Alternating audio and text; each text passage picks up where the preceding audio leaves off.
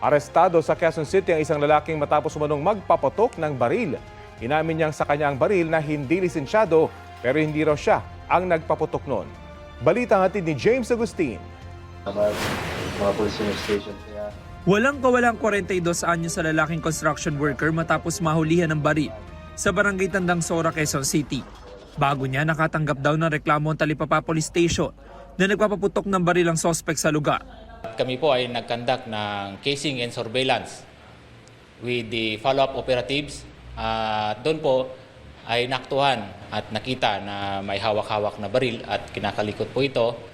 At nung hinanapan po siya ng lisensya at kaukulang dokumento sa kanyang baril, ay wala po siyang naipakita. Nakuha sa sospek ang isang caliber 22 revolver na kargado ng bala. Inaalam na ng pulisya kung saan ito nabili ng sospek.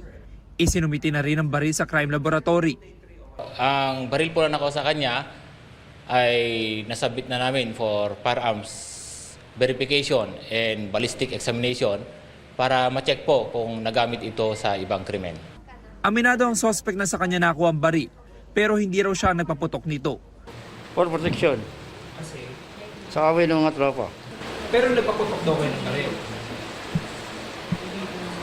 Kasamahan ko po yun. Sa record ng pulisya, dati nang naresto ang sospek dahil sa pagsusugal. Ngayon, sinampahan naman siya ng reklamong paglabag sa Comprehensive Firearms and Ammunition Regulation Act. James Agustin nagbabalita para sa GMA Integrated News.